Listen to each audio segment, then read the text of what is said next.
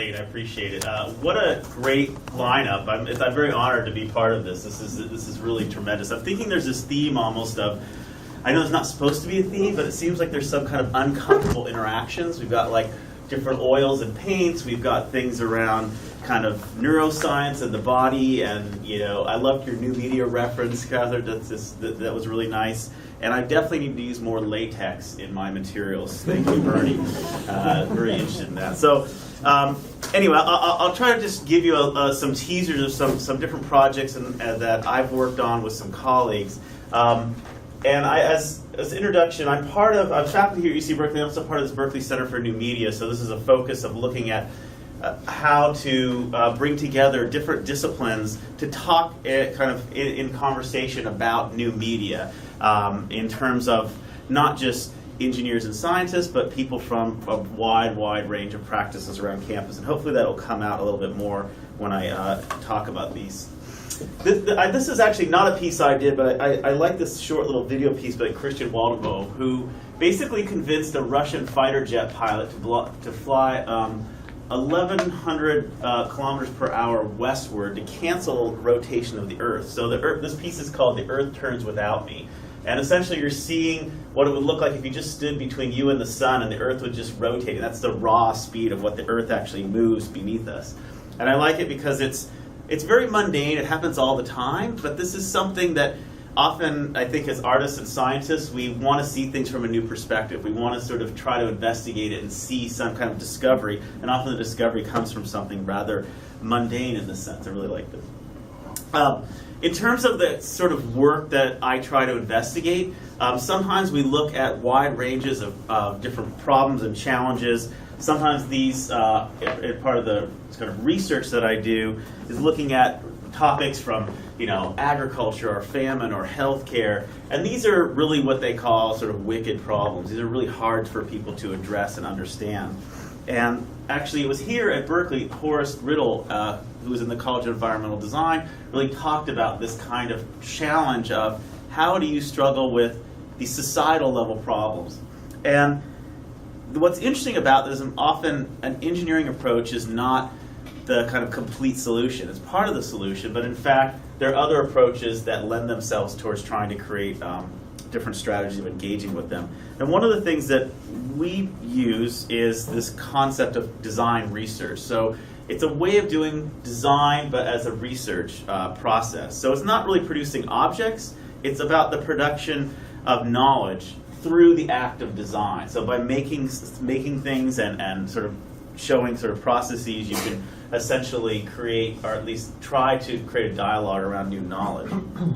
The terms on the left are ones that are typically associated with design, not always, but just to sort of try to put some parallels, where I would claim these are more sort of design research. So instead of problem solving, we're more interested in sort of problem making or problem framing, or looking more at things maybe less about what will people buy, but what would cause us to think or challenge the way that we approach things. And we follow often this strategy of approaching these. And I do this also in the artwork that I do, but kind of identifying some core metaphor of some field, recognizing what the metaphor excludes or marginalizes, and then inverting that metaphor to bring the marginalized to the center. And often we're very interested in sort of building new alternatives that embody that inversion. And particularly I'm biased towards making things, so it was really nice to see a lot of that in the work tonight. It was really interesting because there's this kind of tangible legibility. When you have things, they have this way to act as conversation pieces, to act as kind of provocative objects, to create a very different dialogue between different groups or communities. Now, this is me a long time ago with hair, doing some very early work, which I'm not going to really talk about except to say we were looking at telepresence. We were trying to explore, could you maybe have flying blimps? Could you have these kind of ground-based things that we call props for personal roving presence devices? I did this with my advisor, John Canny, at the time. And the point is that it was this early exploration of, okay, how would it feel to control these objects and fly them through this really novel thing called the internet. You have to remember this is before Wi-Fi, this is before a lot of kind of technologies. Now these are very consumer available objects. In fact, someone recently mailed me this picture. So I'm way up at the top. There's all these different sort of things that you're more familiar with down here. These are sort of like, I feel like these are all part of my family. Like, oh, I know. The point is that, fine, there's a piece of research in here, but what really started this was looking at those blimps and those flying pieces. And that really got inspired from Andy Warhol, from these silver clouds, which are these really magical interactive pieces that you can actually still experience if you go to the Warhol Museum in Pittsburgh. And I thought it's interesting that that's really where the inspiration came from. Years later, I worked at Intel Research. So Intel Computer Corporation had a research lab here in Berkeley. I founded a group called Urban Atmospheres. We looked at how to create these kind of explorations of the urban environment and look for where technology would emerge. We did lots of different projects, lots of different forms, trash cans, park benches, mobile phones, all kinds of things. One of them happened to be looking at familiar strangers, so this relationship of how people in your everyday life are strangers to you, but you actually, it's a real relationship. It's a relationship in which you both mutually agree to ignore each other without any implications of hostility. So if you ignore your friend, it's telling them something. We designed some applications, and again, I don't want to go into the details, but it ended up inspiring Foursquare as a popular kind of social tool at the time, and Dennis spent a lot of time with me early on looking at this familiar stranger problem. But again, where did this come from? Well, one, it came from Stanley Milgram, who had looked at this phenomenon early in sort of the late 60s, early 70s, inspired by the Kitty Genovese murders, where he tried to identify people from a bus, from a subway station, and how people would recognize them. But also artists. So those, I was very inspired by Vito Conci, who has this following piece. So you can sort of choose a stranger in public and follow them until they go into a private place. So you can do this. I'm not bailing you out of jail if you do it, but it's a nice little personal performance piece. Or even Sophie Call, who, also invites us to kind of be curious, and she goes into hotel rooms and tries to create narratives about the peoples and artifacts they leave behind. Now, it got me thinking about this connection between art and science, and it reminded me of a friend, Michael Neymark, who had done a piece many years ago called The Aspen Movie Map. Now, this was a laser video disc. That's how awesome it was, just so you know. And it allowed you to basically move around the city of Aspen, Colorado. And it got me thinking about another project that seemed kind of relevant at the time, and I wondered if there was some connection between these two. Now, it's not that if Michael had never done this project that we would have never had Google Street View. But what's interesting is Michael's project actually won an award. It got a Golden Fleece Award. People remember these? Yes. So this was called out as the most egregious waste of taxpayer dollars in the Congress, and this is sort of something else, right? And the setup's the same, just modulo the year of the car, right? So Michael sent me these photos. Now, the point is, I think that this pattern, I think often artists are misinterpreted in the way that they create kind of conversations, and they start to look at these problems, and they start to want to address them as sort of art pieces. I thought of Myron Kruger, who did this video place, and the kind of Microsoft Connect products. Very, you can see the gap here. It's like, often 30 years or more in sort of body motion and kind of interaction technologies. The graffiti writer and street writers that you might have seen at the Tour de France as the Nike Chalkbot rebranded was really a kind of very contestational art piece by Institute for Applied Autonomy. Our own Ken Goldberg, who's on the faculty here, made the telegarden, let people come in through the internet to nurture and kind of grow and water a real garden. Okay, right? Farmville, you can kind of do this. And I'll just cut to the one that I think is one of the more interesting ones, which is just even Twitter, which is so ubiquitous in our landscape now, really, again, was inspired by a project that some of the people that worked on TextMob actually crossed over and started working for Twitter before it was called Twitter, and the idea was they used this as a way to communicate with people during the Democratic National Convention as a kind of protest organizing network.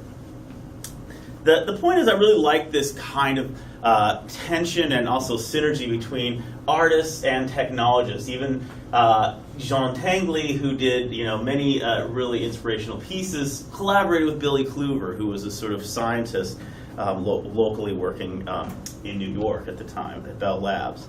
And even C.P. Snow points this out. I love this quote: "The clashing point of two subjects, of two disciplines, two cultures, of two galaxies ought to produce creative chances." So at least for myself, and I think people that operate looking at how art and technology can come together, this should come together to produce very provocative, really interesting kinds of new innovations and new kinds of emotional experiences. And we do have a lot of that. So even in my field of computer science, this is a photo of Mark Weiser, who actually is he coined the phrase ubiquitous computing, and many years ago said that we will have computing that will be everywhere. In fact, it will take three basic forms. This is him talking, in the 80s. He said there will be either pads, which we have pads, tabs, this is a tab, or boards, right? So basically, he's done a lot of things in this area, and he happened to give a keynote talk in the late 90s. He died in 99 from cancer. And I pulled his slide somehow through the power of me searching deeply. And he has this slide. This is, I think, slide 4. He says, "I'll just tell you how to build these technologies." And he tells you right here what the important thing is. Start from the arts and humanities. It's the most important. This is the most important part of the talk, right? So this is on the final for sure, right? But I think that he really did get that it wasn't going to be something that was going to be driven solely by sort of engineering and technology. There was going to have to be some way to bring these together. Now, I also obviously teach courses here, and as part of this, it's this perspective that, we're into sort of grades, but the world doesn't need just all people with with good grades. We need people who see really tough problems as puzzles and have the tenacity and creative capacity to solve them. Now, one of the things that we're doing, hopefully, as the laser series moves on, we will be able to offer even better space. I'm sorry, we would like to be able to offer, but we do have a new building coming. Thank you, also Carlos Acan, for being part of this endeavor. But this is the Jacobs Design Innovation Institute that's going up next to Soda Hall. The point is that it's trying to really bring design thinking, which is a nice place to bring together technology, art, and that kind of critique. I also, as was mentioned, I co-direct this Invention Lab, which is over at Siddhartha Hall. This is a kind of hands-on making studio for practitioners from all walks. So we have people that are not just in computer science and engineering, but folks from rhetoric, architecture, lots of different fields. And it's really about hands-on making and building, giving students access to the kinds of materials and processes to make and build with digital fabrication, and hopefully you get a chance to stop by sometime.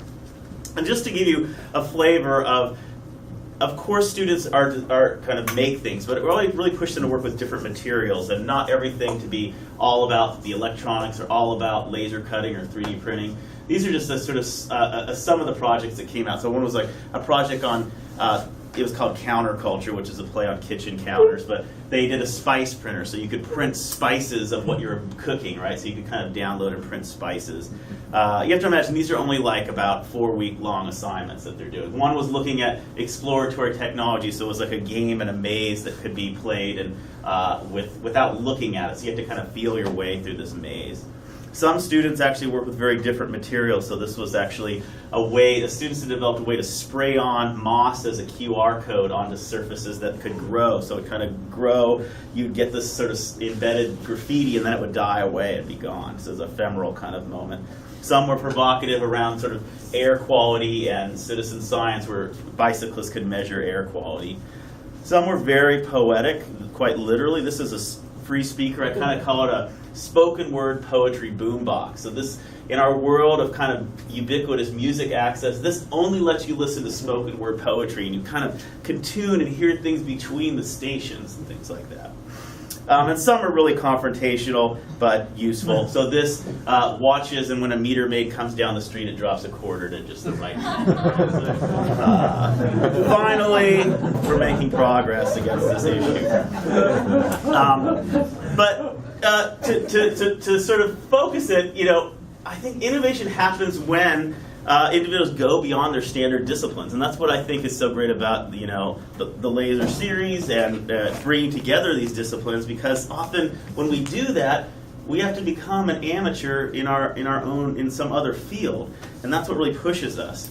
And I think often when we hear the word amateur, we think someone kind of dabbles, you're kind of not an expert. But it's really lost the meaning, because an amateur is really from the root of to love. It's someone that loves something.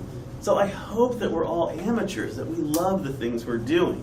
So I think we sort of have to take this word back in some way.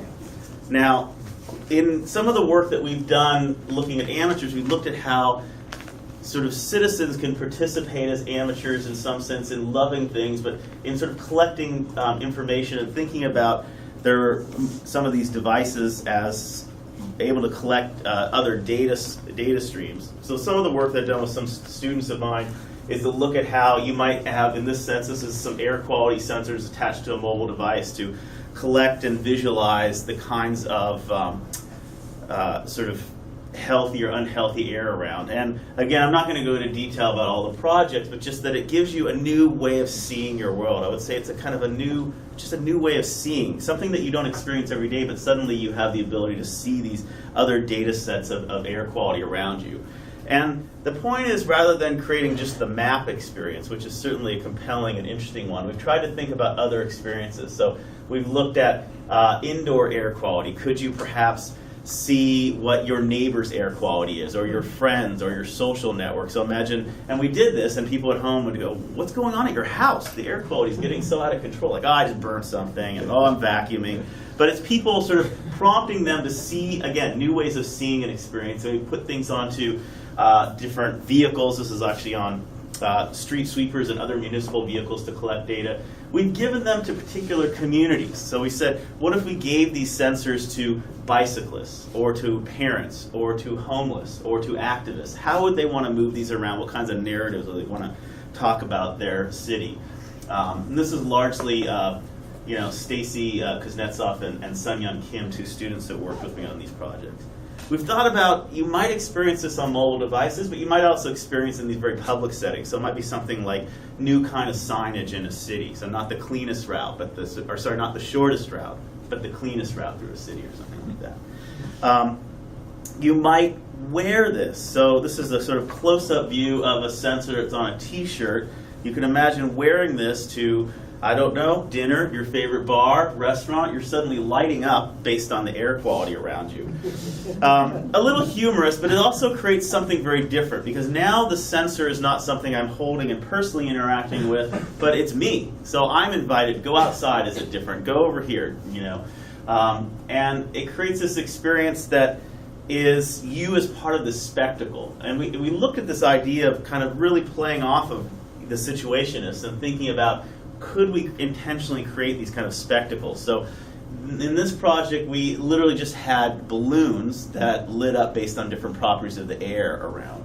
The point is that it created a spectacle as people came up and said, what is this balloon? We just handed them one, and then now they are part of the sensor, and they say, oh, I'm going to bring this home. I want to put this at this park. I'm going to bring this to my work. It just creates a very different dialogue about this confrontation of them suddenly being very much part of the sensing.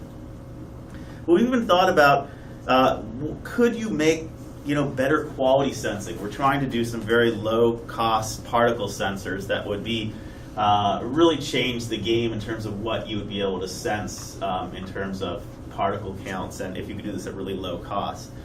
Most of these are looking at counting and numbers, but we've also said, how low could we really push the cost of these things and create a very different visual experience? So we did something, I kind of almost call it like postal computing, but we literally can hand out people stickers that have a special kind of doping on them. They leave them out face up. It collects the particles that land on it.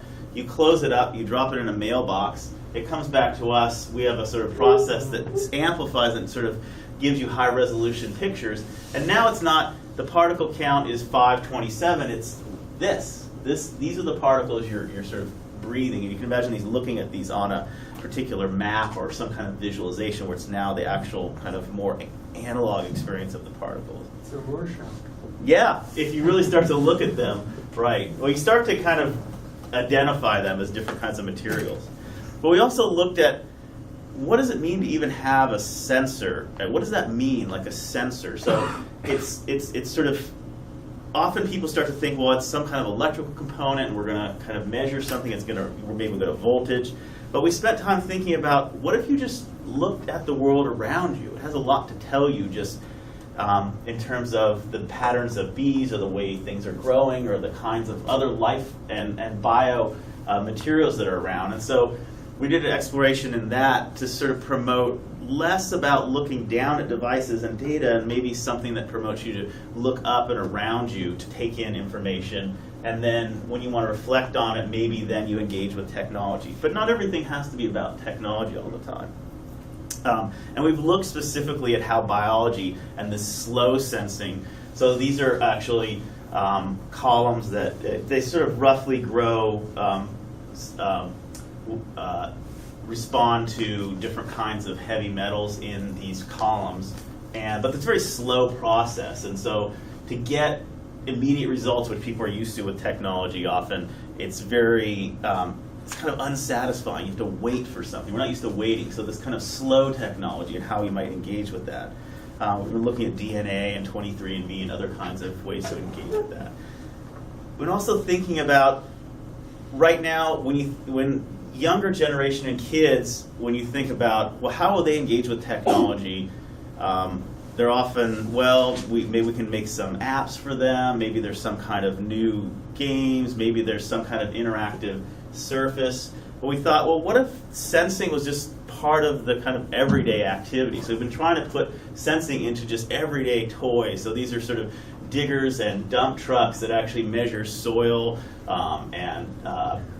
there's a little plane that measures air quality, and this is e-ink, so it responds, has little eyes that move around when it's like measuring things and what it's doing. And it's meant to obviously not give you literal numbers, but it lets you invite a new narrative and play into this overlay of kind of sandbox computing in some sense, like how would kids basically crowdsource data and create a narrative around that. This is just a different version. We have one for air, water, and soil. This is obviously the water one. So how is the your bathtub different than your gutter or something like that? Moving it around. And there's an airplane one.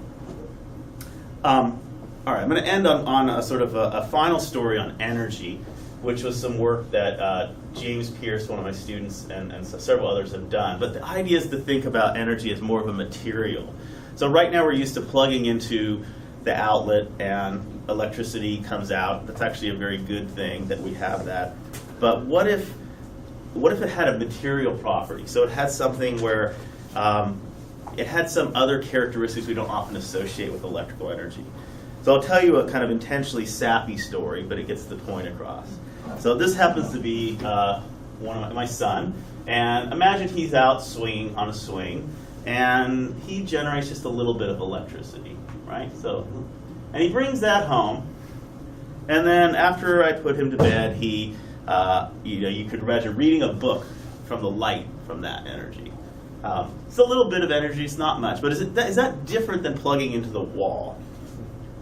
And the point and the claim is, yeah, it's handcrafted. It's given by a loved one. It has a lot of emotional content. It's like a gift. It's just, but we don't think of energy as having those properties. So what would happen if we start to think about that almost aura of energy? And it really harkens to some of the, early kind of works about mechanical reproduction that Benjamin talked about with this aura and how it has this kind of history of what's happened. We don't really have those histories, but we could. Most of the discussion is around just how do we conserve energy and how do we work about better consumption and usage. But there could be, how could we kind of generate more or share more or save more? Would you get off the bus and leave a little bit of energy for your fellow busmates? Take a penny, leave a penny. Take a jewel, leave a jewel, right? How can we think about energy that is it local? Is it fresh? Is it from a hydroelectric plant? Is it, all these different properties? Could you visualize that on some kind of a device where you might have a different makeup? You might save it. I might say, hey, I'm making this phone call from the hand-generated energy or from the solar energy. And we looked at these energy mementos, like how could energy, small little bits of energy, have these highly kind of emotional content. Now, full disclosure, lots of little bits of energy does not an energy crisis solve. That's not the point of this. I remember it was design research. It's not to be, we need this will solve everything. It's these objects create a different direction of the conversation of how people might collectively come together, create different strategies. Bicyclists might generate little bits of energy, collectively come together and want to do something with it. You might generate energy for solar panels on your house and say, I want to give this to my neighbors. I want to give this to other people who are parents. I want to give it to people that are part of a particular community. But the kind of emotional thing, would you turn a hand crank with your grandfather and put it on the shelf the same way you might say, hey, that's the energy from my grandfather or something like that. And we took it in a different direction and said, could there be a little bit more of a provocative angle? This is a piece we showed at Ars Electronica a couple of years ago, but these are these energy parasites. They're specifically designed to be these kind of handcrafted, scavenged pieces built out of kind of found materials. And they harvest bits of energy that are around the environment. So you can imagine they have there's many different ones. One sort of, you could just throw it onto any kind of passing vehicle. It harvests some wind energy, and then you could charge your phone with that. You could steal the energy. You could waste it. So I could say, hey, I made this phone call based on stolen energy that I put on my phone. What does that mean to kind of have that or hold up something? And there's many different versions of this in terms of what they do. They're kind of limitless. Well, there's some limit because there's only certain ways to kind of scavenge energy. Now, you're not getting anything for free. You could sort of put it in front of a headlamp. It could steal something. You could put it on an escalator, handrail. You can go on a public fountain. You kind of get the idea that you can really, it's exposing where energy is sort of ripe for, it's like seeping out. You can kind of grab it and re-own it. So it changes its ownership model. That I kind of get by my day by sort of stealing and harvesting energy and then reappropriating it in ways that I feel, are more fit. So I'll end with just a sort of rules or kind of guidance of how I think at least some of the new media work and work with technology that I at least try to push some of the students. One of them is to really use constraints. But technology isn't always the answer. I sort of alluded to that. Sometimes you need to use less and intentionally limit yourself. Another is to question progress. So often, consider the negative outcomes of technology, society, and progress, and what's being lost or replaced. It's a really great opportunity to look at. Celebrate the noir. So often explore the unintended usage and possibilities of the technology. I actually have specific assignments in class, in the classes that I teach, where we say, design these kind of darker side uses of technology. Misuse technology and hack its function to do things the wrong way. Bend stereotypes. So expand the assumed role around who's using technology, who's supposed to be using it. So often it's designed for one particular group, be it sort of economic, demographic, or whatever, and you could sort of modify that. Blend the disparate context. So put things together that seem very disparate. So in some sense that you saw looking with biomaterial and electronics. So what are these bioelectric hybrids? What does that mean? And how are we going to design them? Be seamful. So actually exploiting these kind of technical limitations that come up in systems. So sometimes people say it doesn't work, that like the Wi-Fi doesn't work over there. Instead of saying that's a drag, but maybe that's where the whole system starts to show and shine. And in fact, you can't experience it unless you go to those edge conditions or those seams in the kind of technology. To be tactfully contrarian, so to really be confident in being sort of different and divergent in your viewpoint. Embracing problem making. So sometimes you do things and it's okay to basically not have resulted some solution. You might have more problems come out of it, and that's also a great thing. Reading, obviously, there's so many things that have obviously been done throughout history, and often we miss them, so really reflecting historically on what's happened. And sometimes it's actually okay to make it painful. Actually, a lot of the pieces today are really about this kind of, this uncomfortable interaction. So I don't know why that came up in my head, but technology doesn't always have to be presented in some format that maximizes pleasure. Of course, don't make everything painful, but imagine playing with that as a variable, right? It makes it really interesting. And be an amateur, right? So really love what you do, embrace that kind of framing. I'm really can't stress that enough. I think this is a great opportunity. We're in this kind of milieu of the expert amateur that's here. And finally, I'm just thanking all these great students I've had a chance to work with throughout the last couple of years. So thanks.